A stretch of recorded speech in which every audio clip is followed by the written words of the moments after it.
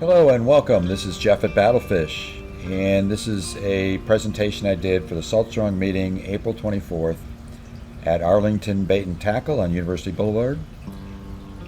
For the benefit of those who attended and for those who could not attend. So welcome and enjoy.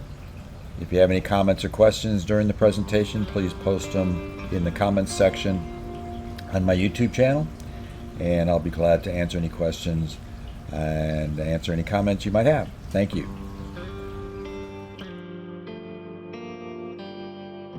Again, welcome, and this is Secrets of Fishing the St. Johns River. I've been exclusively fishing the St. Johns River for the last 4 years and have discovered a lot of things, so I hope to share some of those with you today. The redfish I'm catching are very large, overslot redfish and tarpon. Tarpon range from 10 to 100 pounds, mostly in the 30 to 60 pound range probably. So you do need some heavy gear to deal with that. I'm using 30 to 50 pound braid, usually Power Pro slick, 40 to 50 pound mono leader, which the fish do not care about, by the way. 4,000 to 6,000 size reels, medium, heavy, fast rods. Why? Because you don't want to kill the fish. I'm getting these fish in 5-8 minutes at the most and getting released pretty quickly, and you could target or catch or hook a tarpon as well. Now, these are my opinions and beliefs based on me fishing for the last almost 3 years now, full time, almost every day, 200 plus days a year, fishing the St. Johns River between pretty much Mill Cove and the Shands Bridge down in Green Cove Springs. These opinions and beliefs are mine. I have nothing to sell except my YouTube channel. I do encourage you to subscribe to my YouTube channel and get notifications of videos I post. I fish almost every day, like I said, and your mileage may vary. Born and raised in Wisconsin, I spent my summers pretty much since I was born fishing the Rock River, Lake Koshkonong at my grandfather's boat livery and resort on the Rock River. When I got old enough, I helped clean fish, helped customers load the boat, load their tackle, gave them fuel, and sold bait, and fished pretty much 24/7 while I was out there off the pier in the Rock River. I retired from Sunbelt Rentals a few years ago after 34 years as National Safety Training Director, and I've been in Florida since 1983, Fort Myers, Sanibel, and then moved to Jacksonville in 1992. I have a Dino Flats boat, and I'm not sponsored. This is my Dino Flats boat. It's 17 foot with a 70 horsepower motor, 2012. And when I got it, it had 300 hours. I got 1,200 hours now. I added the Minn Kota Tarova trolling motor and the Aqua Traction flooring, which I absolutely love. They did an outstanding job. I highly recommend them. I've made a lot of modifications to the boat besides the flooring. The pedestal seat was added. I raised up the rear seat, put the backs on. Cushions. I'll tell you a great cushion idea is pool noodles. Those cushions are filled with pool noodles, and they work really, really well. This is my fisherman definition: a person who tries to put order to chaos with little or no data and cannot duplicate results. We'll talk about chaos in a minute, but the data part is I fish almost every day, over 200 days a year. I cannot figure out patterns to these fish, where they are. If you fish weekends, 3-4 days a month, there's no way you have enough data to put together any kind of data to understand lure color, patterns, tides, things like that.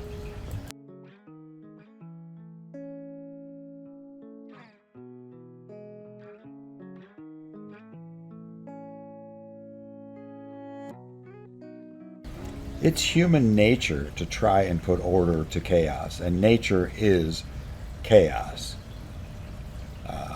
these fish are not that smart. They only swim, breed, and eat. That's it.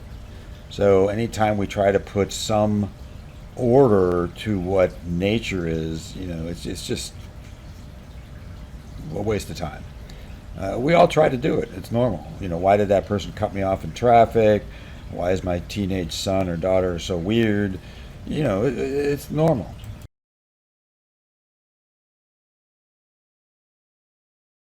I'm going to reveal some secrets at the end, so hang on.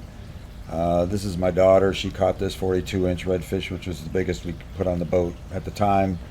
I encourage you to watch the video. You can see where she casts the paddle tail, and it's really not even paying attention, and all of a sudden she's hooked up.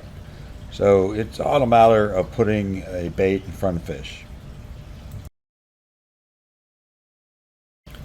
LiveScope has proven to me and to other fishermen who use it that if you're not catching fish, they are just not there. Keep in mind the Salt Strong 90-10 rule. This fish caught by my neighbor Christian was in Mill Cove a couple years ago. We also hooked a couple tarpon while we were there. This was like 2 or 3 feet of water in the flats area, not near shore. I primarily use artificial bait. I will drag a live mullet or ladyfish or a pogie behind the boat when I get a chance to net some. But the problem with that is with a trolling motor, the fish swimming around, they tend to get tangled up.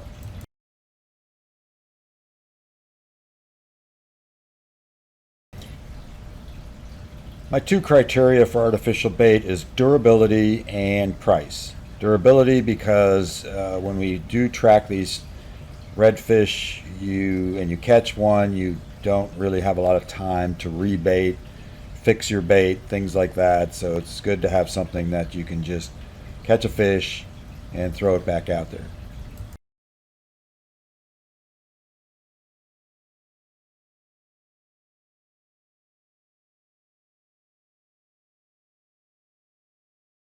So these are the baits I've had the most success with. The Crazy Croaker by far is the most versatile bait of all. It catches everything. Tarpon, redfish, obviously trout. My biggest flounder of 23 inches was caught on a Crazy Croaker. I've caught channel catfish, largemouth bass. It's just the most versatile bait. Very durable, works really well. Next to that is the DOA paddle tail and the Bass Assassin, both in the greenish goldish color with the chartreuse yellow tail. The live targets are great. They are expensive. That's a drawback, so if I can get them on sale, I buy them. And then the Tsunami Pro Mullet, you get a 2-pack of those for like $5.99. That's a pretty good deal. Very good bait. Very sharp hooks on these as well. They work really well. By the way, the Crazy Croaker is only available from Academy Sports and usually only available online. 2-pack is $3.99. This next tarpon bite is the ultimate in a topwater strike. The Crazy Croaker travels, depending on your retrieve speed, anywhere from 6 to 18 inches below the surface. I retrieve fairly fast. And this tarpon came up and grabbed it. I've had several bites like this. It's very exciting, especially when I can get back and edit the video and do it in slow motion.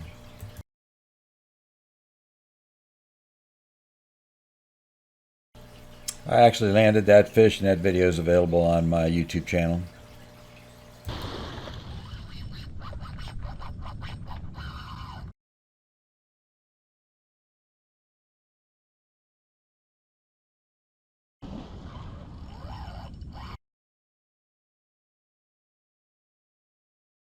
This is the area of the St. Johns River. I fish pretty much between downtown and the Shands Bridge, but I also include Mill Cove.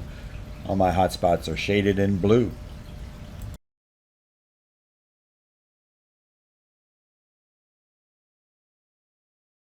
I'm a firm believer in that there are no spots. There are areas that I fish in the river, but most of the areas are pretty big. And I do concentrate when I go out fishing in one area. I don't move around a lot. pretty much stay in one area and fish that all day.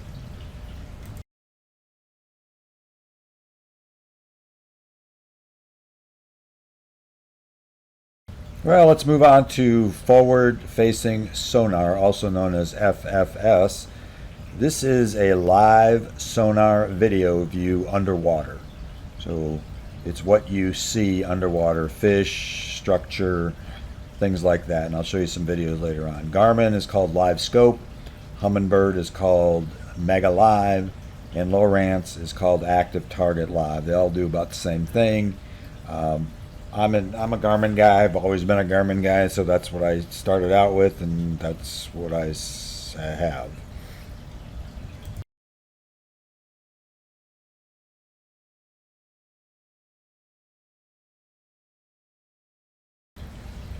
And that's a giant school of redfish on the my 12-inch screen. I highly recommend you get a 12-inch screen. 10 is fine, but I guarantee you're going to want a 12. Best to invest in that sooner than later. But mine is a 8612 XSV GPS map, 12-inch screen with the LVS 34 transducer and GLS 10 black box.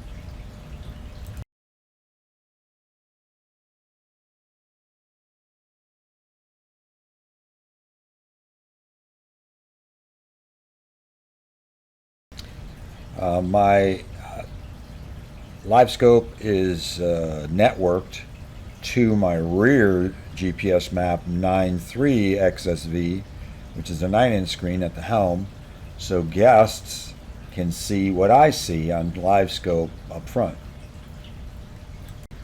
I have a dedicated 100 amp hour lithium ion battery by lead time. Runs my GPS map 8612 and my LiveScope and my UHD29XSV for mapping. That's on the floor so I can see where I am. It's solely a mapping graph. The other two lead time lithium batteries are for my trolling motor. Those are also 100 amp hour batteries for a 24 volt trolling motor. And then I have an AGM battery for my starter battery. The lithium ion group 24 batteries only weigh 29 pounds, which is literally half the weight of a lead acid battery. And my charger is a NOCO Gen Pro 4-bank charger. I don't see them on the radar yet, but they're there, definitely on the surface. This video is a classic example of a fisherman fishing the shoreline. He's leaving to another spot probably, but not 40, 50 feet off his port side is a big school of redfish, and we encountered at least 3 different schools coming this way. This is in front of Rivertown on the St. Johns County side, down by the Shands Bridge. Hey, hang on a minute, let me get the boat positioned here. I'll tell you in a minute. I can see them. They're straight ahead.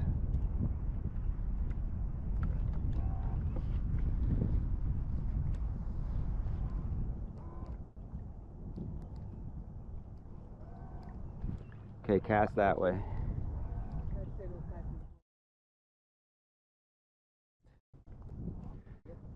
Look at it. See him? Yeah.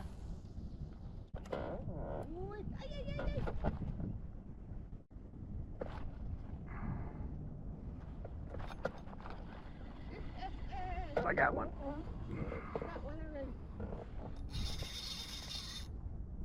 That guy just left too.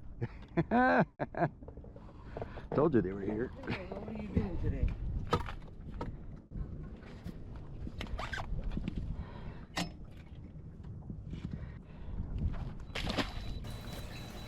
It's obviously easier to see surfacing fish like that when the water's calm. Way up there. See that? It takes quite an eye, a trained eye, to see them when the water's got some ripples or waves to it, but it can still be done. The secret is get away from the shoreline. These fish are anywhere from 2 feet of water to 7 feet of water, large flats areas. Okay, they're coming right at us.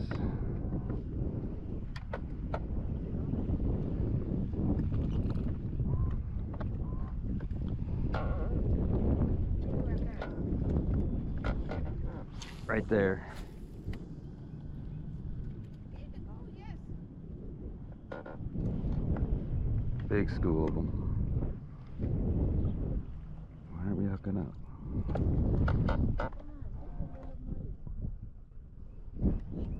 There they are, right? See that ripple of water right there?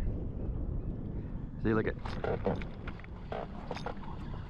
There they are.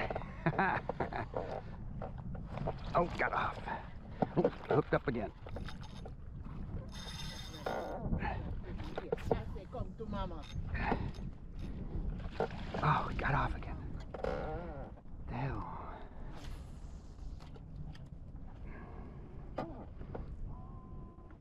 They're all underneath this here. Got it? Man, there's hundreds of them. Move this tree, mother.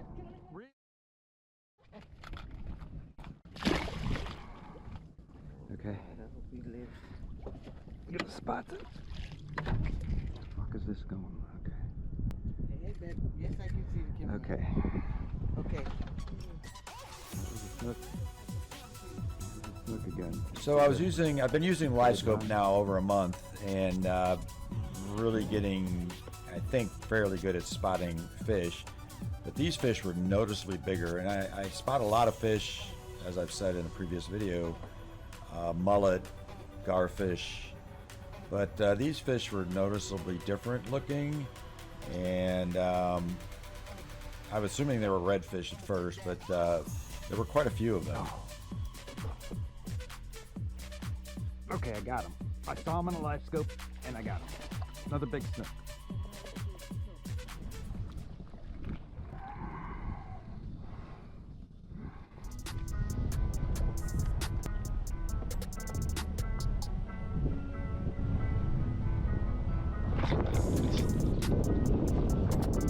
Oh, this is a monster. This is a monster. A big snook. Oh my God, this one's huge. Oh, this one's huge. My God, it's huge.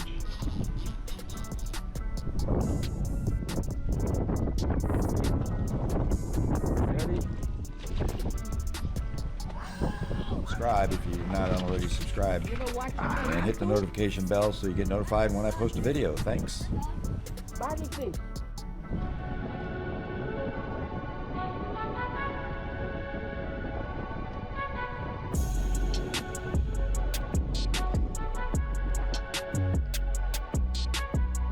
Per day, so but I take a picture of each of them and then release them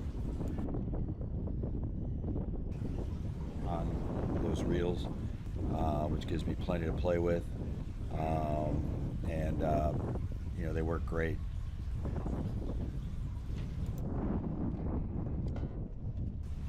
Here you can see me adjusting the LiveScope, pointing it around the boat, kind of scanning, looking for the school.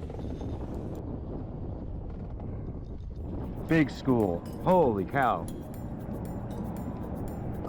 Let me get the angle on it. Oh my God, it's huge. Get your bait out of the water. Get ready.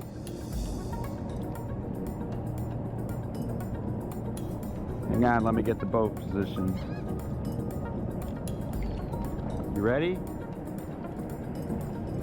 Okay, cast that way. That way.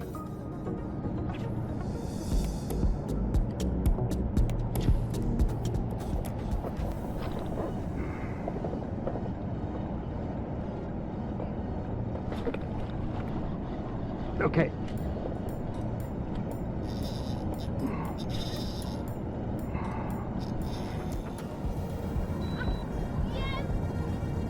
Love it when you put LiveScope together. Maybe this is a big Twins. We gotta put them back out. Quickly. Don't let them get hurt. Yeah, they're right in front of that dock.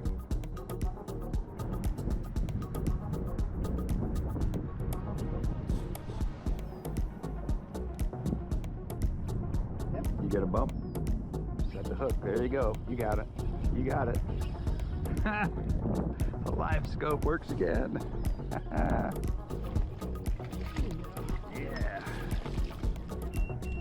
Great. Yep.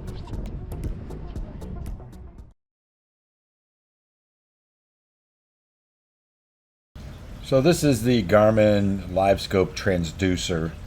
It's got 3 beam sections that shoot out, and we'll show you how that works here.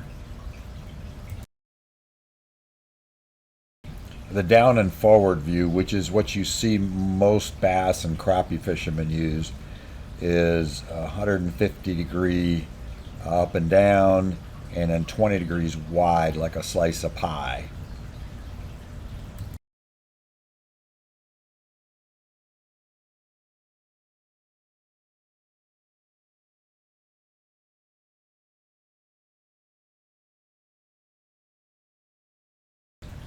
Perspective mode is what I started using, and I use 100% of the time now. It gives me a much wider view of the water. It works very well to about 15 feet of depth. Even deeper than 15 feet, all you lose is a spot right in front of the boat. And I'm looking out 120 feet at any given time to give me time to react to fish coming into view. The white notches are there to line up which mode you're in, and there's an instruction manual that shows which notch matches to what mode.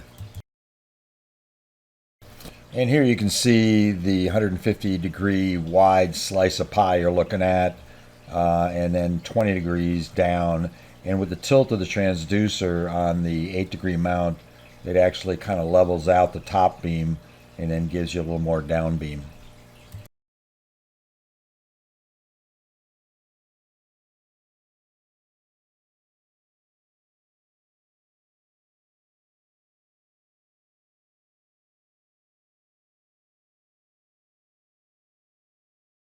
So with Garmin and a Navionics subscription, you get the color shading. And what we're looking at here is a large flats area, the red, green, and yellow. That's less than 8 feet of depth. And then a very deep area. This is just south of the Shands Bridge. Very popular shrimping area, especially in August, September, October. The shrimp are there year-round, but they're much larger in August, September, October. And the very steep cliff-type drop-off there is there. And that area, the green and red area, holds juvenile tarpon and redfish that come sweeping in the summertime. But the tarpon kind of stay in that particular area.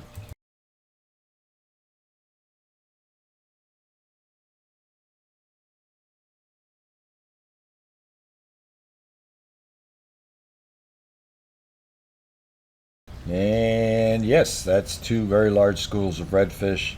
The white spots are the fish, the black spots are the shadows from the sonar. Very large groups. This is just a short loop video of a much longer video of the mullet run downtown. 2 tarpon swimming, and you can tell by their tarpon because of the V tail in the shadow and their snake-like movement. Very different than a garfish. Garfish does not have a snake-like movement. It pretty much looks like a log that's just moving.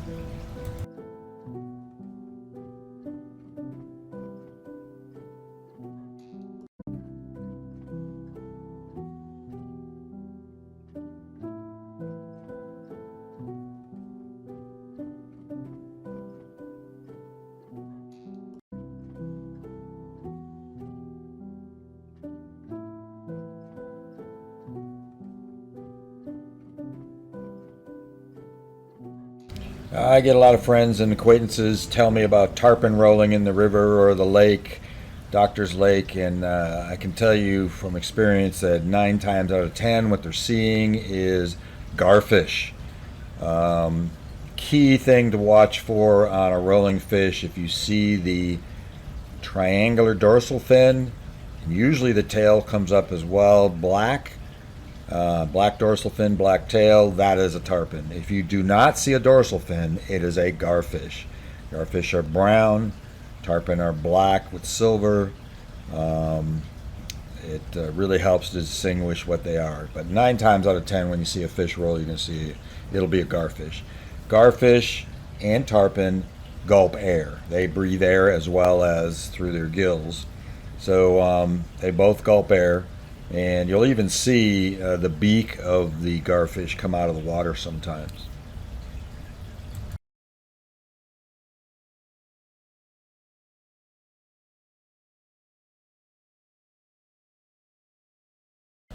Here's 5 garfish just laying in the bottom like logs, and you can see when they swim, they barely move their tail when they swim.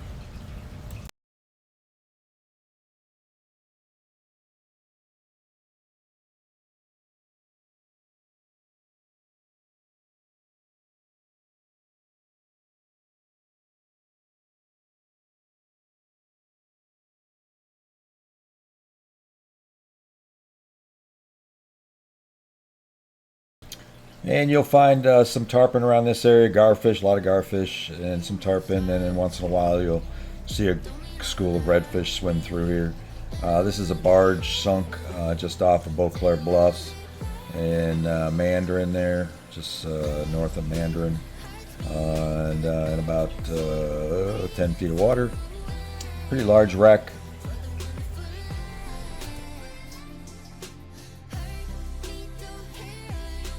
Yeah, it's a small tarpon swimming there. There's also, I have this set at 150-foot range.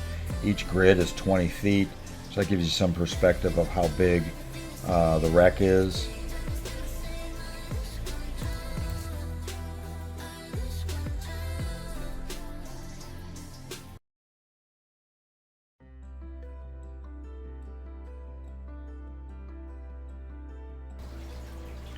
So this is another area south of the Buckman Bridge, 7 docks south, and it's a storm drain pipe that comes out that holds tarpon, a lot of garfish, tarpon in the summertime, and again the redfish will swing through and swim out. They don't hang out there, they just swim in and swim out.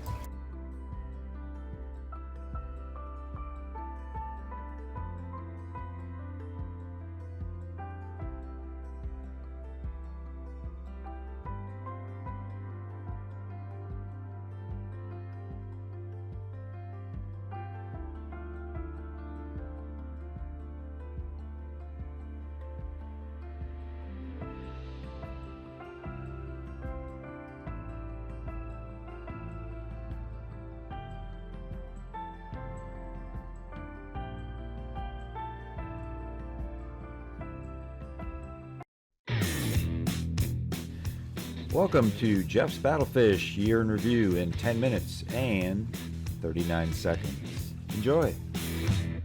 Got a 2-ton weight from my hairline to my backbone, and it's dragging me around, but I don't listen. All your critics already mind your own business. That's right. Better run red lights. Now watch me fly. Got angels to my left, devil to my right. We're going down.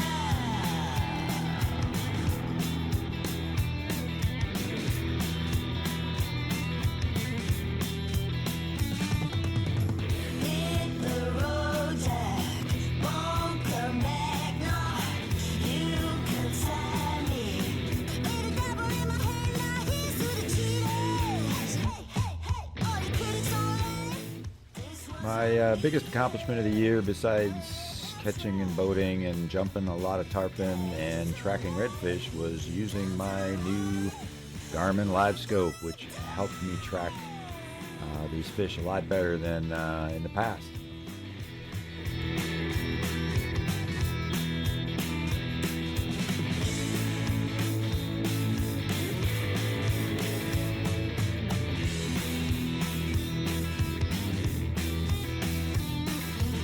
little while I got these ties. Those who survive know the one more time. Forth and back, just like that. What comes around goes around, my man. Say hey. And for the first time, I actually fished a mullet run in the St. Johns River downtown, and jumped and caught quite a few tarpon there as well. I've got quite a few videos on that, so take a look. Thank you.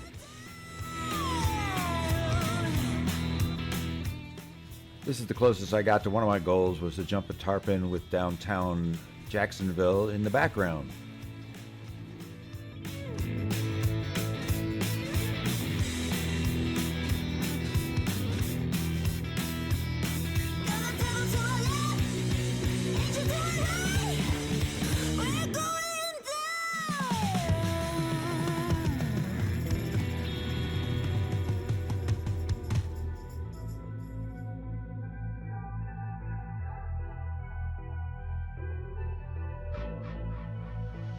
I've been giving you the worst.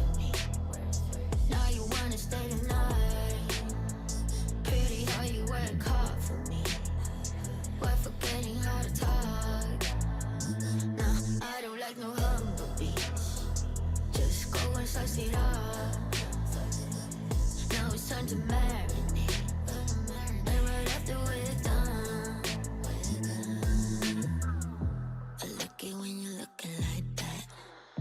Don't like it when you chat. I like it when you're looking like that. Or shy, just fine, don't mind my reaction. I like it when you look like that. Don't wanna watch a bugger with a white mouth.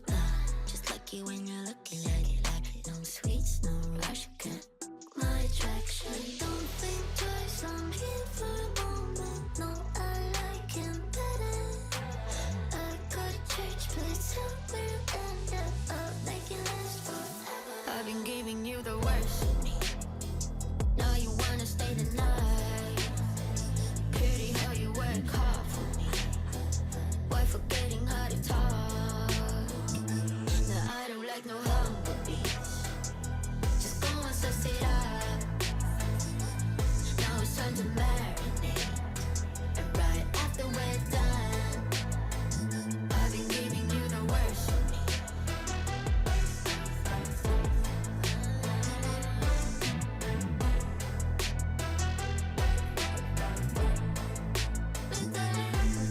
Give me a second, I'm at the weapon, I'm no vegan, agree.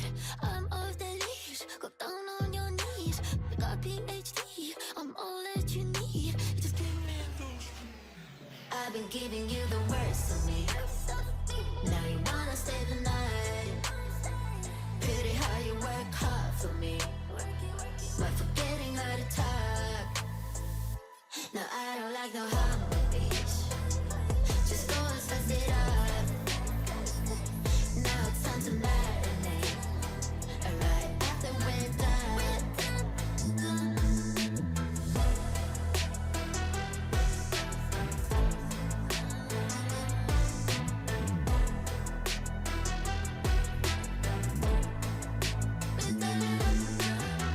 Domestic pigs are mostly kept as pets. Their mini breeds are capable of surviving on their own, whether it's in a forest or city streets.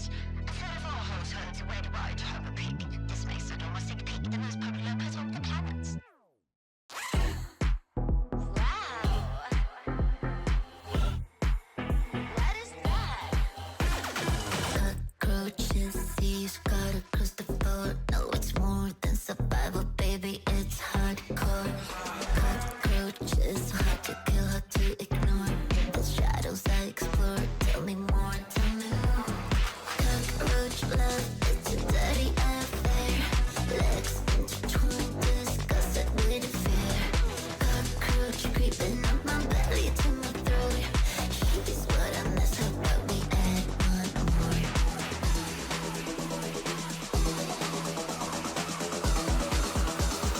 Jeez, look at that. Cockroach.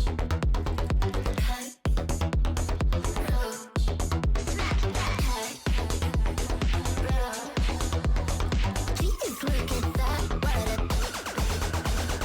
Cockroach slipping through my fingers and my toes. On my baseball coach when they surround me like the lows. Something I bought, teaching this rhyme, making them a sit to see night and dry. But he's afraid and a fool. I saw a bright bitch with a 3-inch tool. Cockroach love, it's a dirty affair.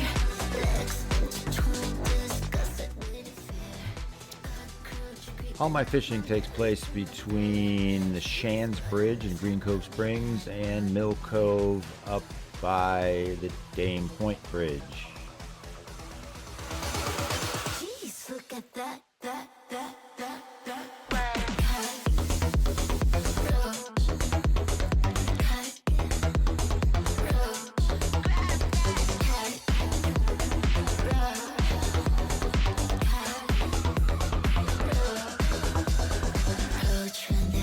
Creeping back to you.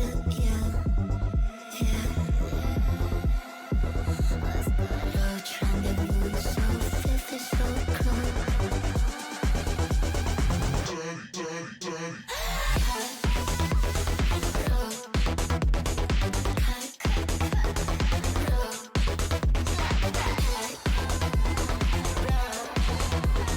Jeez, look at that.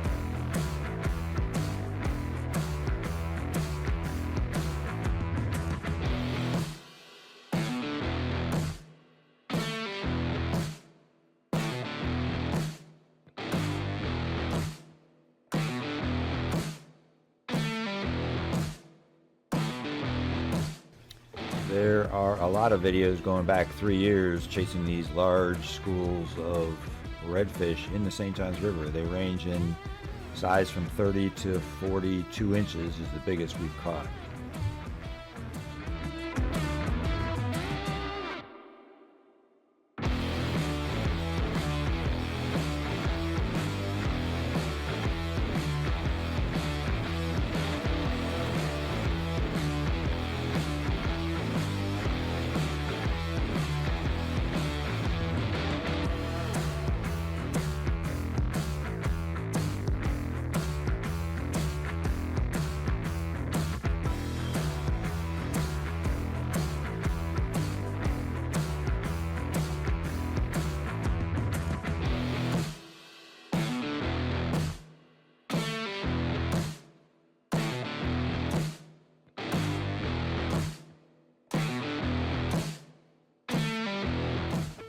Hey, thanks for watching, and if you like it, please like and subscribe. Also like comments. Thank you very much.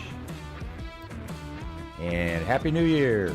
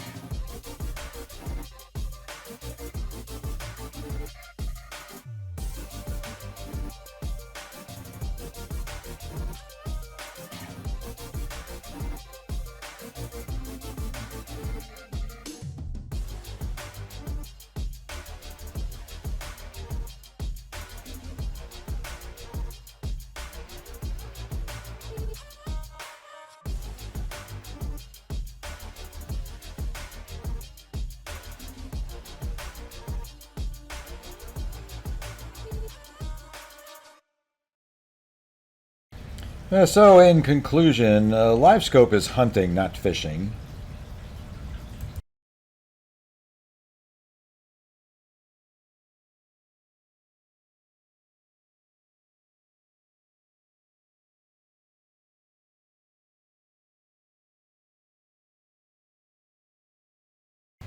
So there's no more manic casting that I used to do, cast every direction constantly, doing 1,000 casts per trip. I now don't cast until I actually see fish. So forward facing sonar, LiveScope in this particular case, it does not find fish, it just tells you if fish are there where you're fishing. It's not you, it's not your bait, it's not how you're twitching your bait. It's all about putting bait in front of a fish. If you're not catching fish, the fish are just not there. If you're a Salt Strong member, you should know about the 90-10 rule, that only 10% of the water holds fish, 90% of the water is empty. That is pretty depressing when you think about it.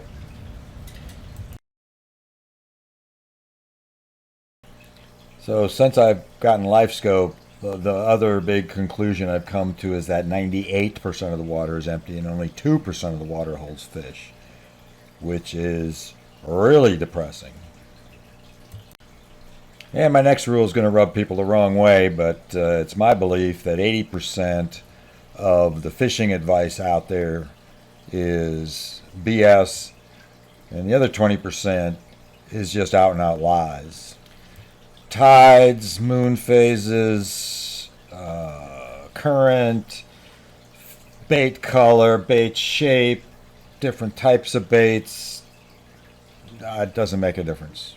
And this is not just my conclusion. The bass fishing LiveScope community is coming to the same conclusions.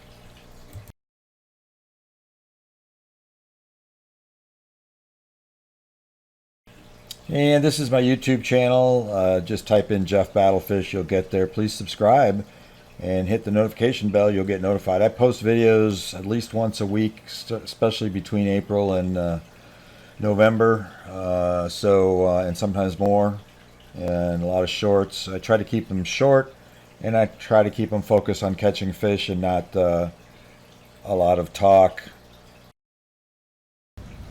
And about the charities that I support with my YouTube channel, I turn all my money I make on YouTube into these 4 charities. Bonefish Tarpon Trust being one of them. This is my license plate. If you see me on the road, give me a honk.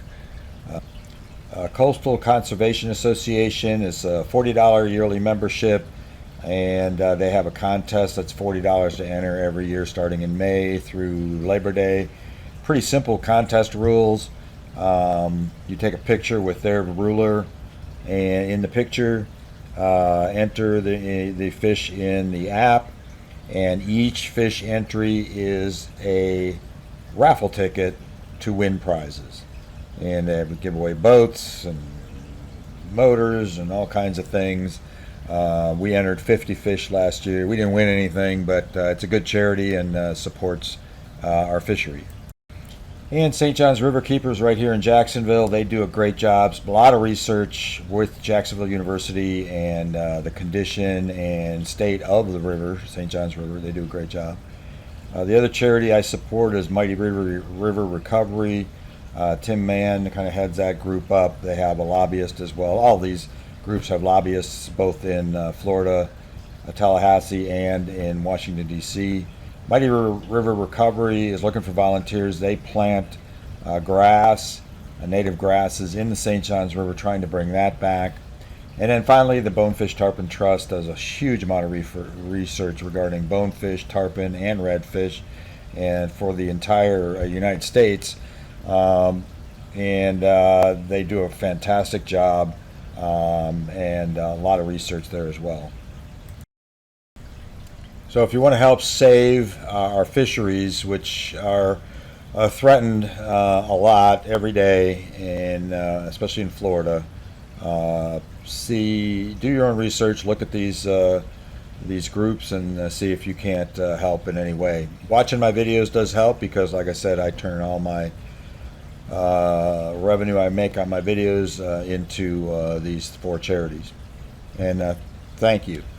And being a safety guy, I have to have a safety portion. You may have read about this a couple weeks ago, April 16th, Major League Fishing Bass Tournament on Smith Lake, Alabama, Cullman County.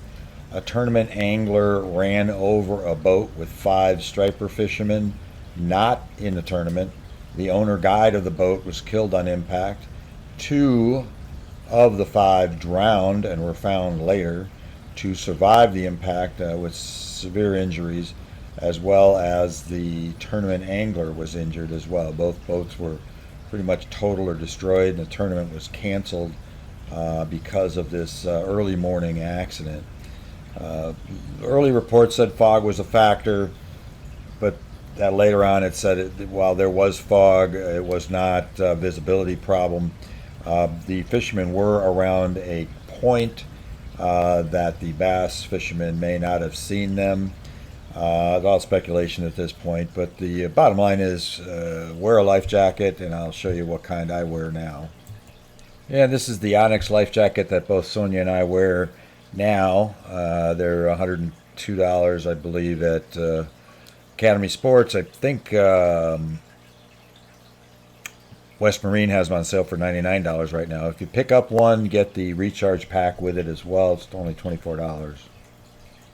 And they do not count as a personal flotation device unless you're wearing them. And the other safety device that I found very, very helpful is this lifeguard lanyard made right here in St. Augustine, Florida. I added the stainless steel snap hook, so I leave it attached to my wrist. You'll see it in my videos all the time. And then it reminds me to connect it when I'm running, and it's easy to connect with that little snap hook and easy to disconnect.